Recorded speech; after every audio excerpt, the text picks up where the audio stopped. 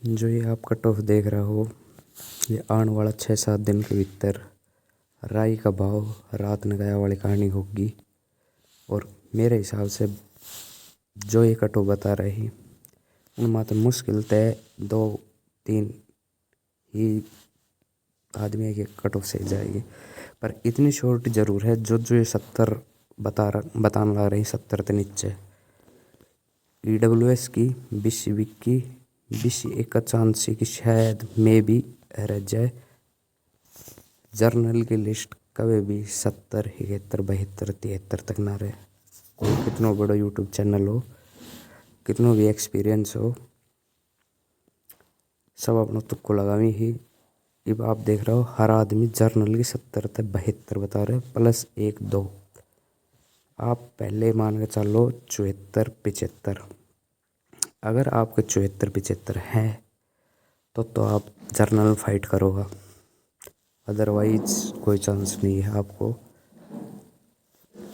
1% chance सिर्फ BCA एक की कट ऑफ 70 या 71 इतनी रेस का है। और क्या ऊपर आप वो मत करो। एक ये वीडियो है, आप पूरी देखो। इसमें बहुत दिन अगर तुमने टेंशन लेता कट ऑफ की रहेगी कि ना रहेगी। एक दिन वो भैया लेके आया रजिस्टर और मैं 45 मिनट तक लगातार सवाल पूछता रहा और वो किसी में भी फंसे और मैंने लास्ट में सरेंडर किया। हम भैया आज तो आपको सब याद है, आज तो आप किसी में नहीं फंस रहे हो, अब आपकी तैयारी अच्छी है भैया। उनका हाँ यार, अब अपनी तैयारी अच्छी हो गई। ओ या फिर तो आप थानेदार लग जाओगे इस बार। उनका हाँ यार, उम्मीद है इस बार अपने थानेदार हो जाएंगे। और तेरा भाई थानेदार लग जाएगा ना, फिर तू ऐस करेगा ऐस। और फिर है ना, तू अपने तेरे पापा से पैसे मत मंगवाना यहाँ रहने के लिए, फिर तेरा भाई देगा। तो मेरी मदद कर रहा है ना, मैं तेरी मदद करूंगा बाद में। मैं कैसे भैया, ऐसे आपको कितनी तनख्वाह मिलेगी? उनका अरे तनख्वाह, थानेदार बनेगा तेरा भाई, थानेदार। तो मग भैया मतलब मैं समझा नहीं। अरे तनख्वाह तो खाते में पड़ी रहती है, निकलवाते नहीं है। तुम आप भ्रष्टाचार करोगे? तो उनका ये भ्रष्टाचार नहीं, शिष्टाचार है। और कुछ चीजें होती है उसके अंदर इतना लोड क्यों लेना। मैं नया नया 12th पास करके आया था, उधर मैंने हिंदी में भ्रष्टाचार का ऐसे तैयार कर रखा था।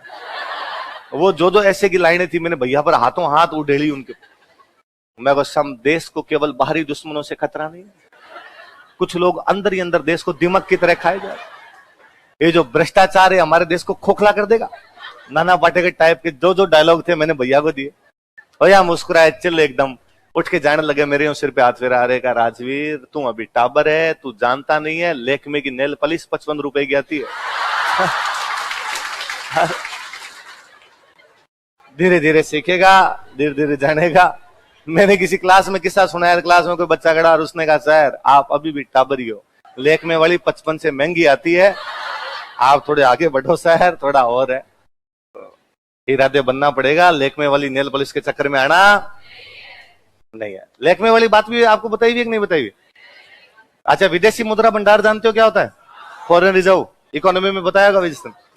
जब हमारा देश नया नया आजाद हुआ था तो ऑब्वियस ही बात, हमारा विदेशी मुद्रा भंडार क्या रहा होगा? कम रहा। और किसी भी देश का विदेशी मुद्रा भंडार ये बताता है कि उस देश की औकात क्या है। और औकात के अनुसार लोग आपको पैसे देते हैं ना, कि भाई मुकेश अंबानी को लोन फटाफट मिल जाता है, आपको स्टूडेंट लाइफ के अंदर नहीं मिल पाता है। क्यों? क्योंकि बैंक को लगता है चुकाएगा कहां से, है ना। और मुकेश अंबानी को लगता है कि ये तो यार चुका ही देगा, हालांकि कुछ विजय माल्या बन जाते हैं, है ना, पर फिर भी यूं लगता है कि भाई ये दे देगा, तो इसलिए उन लोगों को लोन आराम से मिल जाते हैं, दूसरे को नहीं मिल पाता। ऐसा होता ही है। आज भी मैं कहता हूं गांव में पैसे उधार लेने, पैसे वाला आदमी किसी से पैसे उधार लेगा, उसको 100 देने के लिए तैयार है। और ना पैसे वाला उसको जमीन के कागज रख, मकान के कागज रख, सोना गिरवी रख के जा, तब दूंगा वरना दूंगा नहीं। तो वैसा वैसा भारत में विदेशी मुद्रा भंडार रखना जरूरी है। विदेशी मुद्रा भंडार क्या काम आता है? एक तो आयात में, है ना, अपने जो भी इंपोर्ट करेंगे, भाई अपने को तेल खरीदना है, तो कैसे खरीदेंगे? तो कुछ ना कुछ देना पड़ेगा, तो पौंड डॉलर देने पड़ेंगे अपने। तो नेहरू जी को लगा कि यार ये अपने को रखना जरूरी है, तो क्या करें? तो आयात कम करें। हर देश चाहता आयात कम और निर्यात ज्यादा। पर निर्यात ज्यादा कब होंगे? जब देश में मशीनरी लगेगी। अभी हाथों हाथों मशीनरी है नहीं, तो निर्यात तो बढ़ते से बढ़ेंगे, आयात तो कम किया जा सकता है। पर किसका करें? जो चीज चाहिए वो तो लेनी ही पड़ेगी। तो नेहरू जी ने जब देखा तो पता चला कि कॉस्मेटिक आइटम बहुत आते हैं भारत में बाहर से, है ना, ये जो क्रीम पाउडर इस प्रकार की चीजें ये ज्यादा आती है, इनमें अपनों को आयात करनी पड़ती है, अपने देश में नहीं बनती है। आयात करते हैं तो बाद में वो पैसा देना पड़ता है उधर।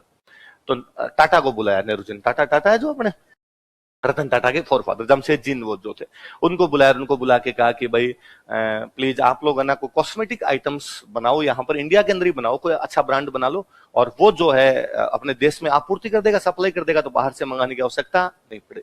तो टाटा ने एक ब्रांड बनाया लक्ष्मी। क्या बनाया?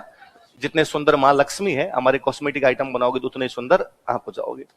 कालांतर में टाटा ने वो ब्रांड बेच दिया फ्रेंच कंपनी को। फ्रेंच कंपनी ने लक्ष्मी का नाम बदल कर दिया लैक्मे। तो ये लैक्मे नहीं है, ये क्या है? अब तो लड़कियों को लगता है खरीदेंगे नहीं हम तो, है ना। तो अपना लोकल ब्रांड, अपना ही ब्रांड था, बाद में फ्रेंच कंपनी को बेचा गया, इसलिए उसका नाम क्या कर दिया गया? याद रहेगी बात है, ये तो याद रख लोगे तुम। हाँ क्या शानदार चला, तभी तो लोग अभी तक खरीद रहे हैं। टाटा को इतने सारे काम है टाटा के, टाटा ने कहा मैं क्या क्या संभालू, मैं अब क्रीम पाउडर बनाता घूमूं क्या? वापस वही, ये लोग अपने किले के अंदर है, अलाउद्दीन किले के बाहर बैठा है, बाहर की लोकेशन नीचे, आप ऊपर बैठे हो, ऊपर वाले ज्यादा फायदे में है, ऊपर से पत्थर भी मारेंगे, नीचे आप मरोगे। अलाउद्दीन को लगा पार पड़ेगी नहीं, अलाउद्दीन ने वापस इस बार एक बंदे को अपनी तरफ किया।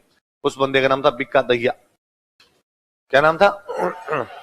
और उसने बिक्का दैया कहा कि बिक्का दैया यदि तू मुझे अंदर आने का कोई रास्ता बता देगा तो मैं तेरे को खूब सारे रुपए दूंगा, राजा बना दूंगा।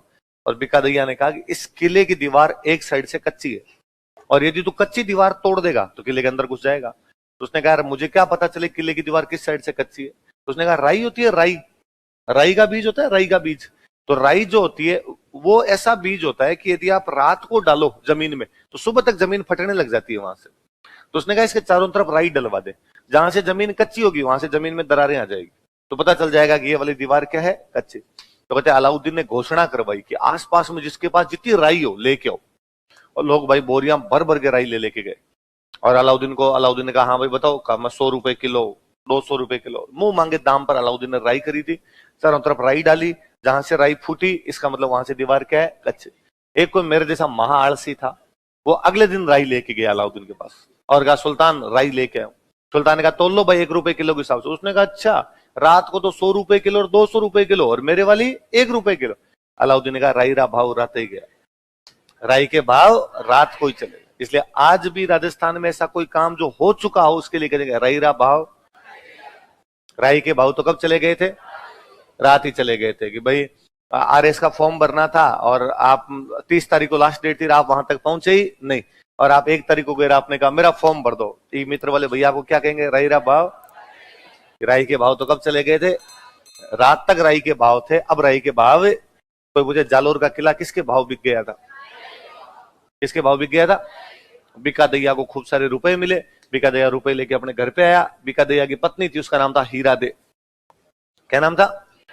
वो हीरा दे के पास आया, उसने हीरा दे को आके कहा गिल्ला क्या पैसे पैसे करती है ना। हीरा दे ने कहा बाकी छोड़, तू ये बता लेके कहां से आया था? तू कोई ड्रीम 11 पे टीम बनाता है क्या? क्या कर क्या रहा है? शेयर मार्केट में लगाए तूने कहीं पे? इतने रुपए कहां से आए तेरे पास में? और उसने कहा तुझे आम खाने गुठलियां गिननी है, रुपए ले, गहने वहने बनवाने वो बनवा, और सुन अभी तो रुपए मिले हैं, रानी बनेगी तू, रानी जालोर की। उसने कैसे?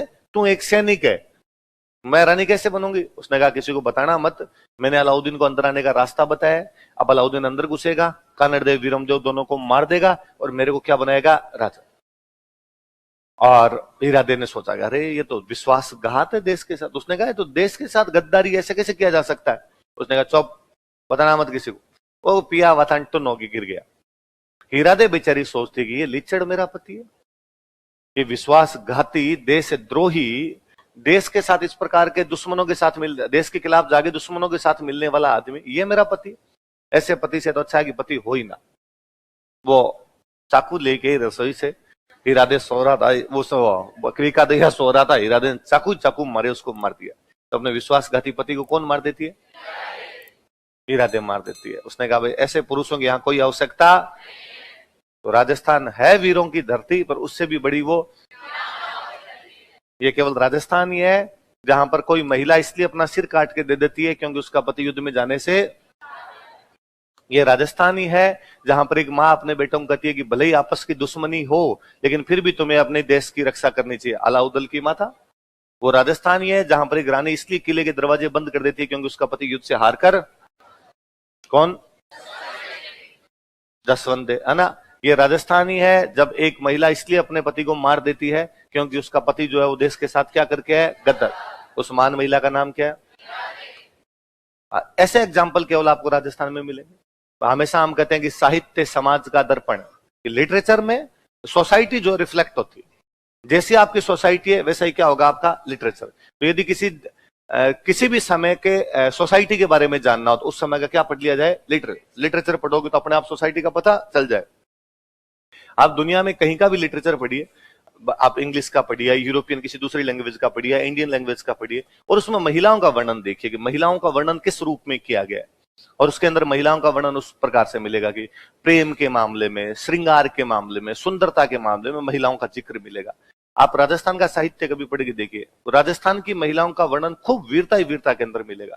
या अपने ही कोई है जब सूर्यमल मिश्रण कोई कह के गए कि इला न देनी आपनी हलरियो हुलराय, कोई पूत सिखाने पालना न मरण बढ़ाई माँ, कि एक माँ अपने बच्चे को जब झूला झुलाती है ना उस समय कहती है इला न देनी आपने। इला मतलब धरती, इला मतलब तुम मर जाना लेकिन कम से कम धरती तो मत देना।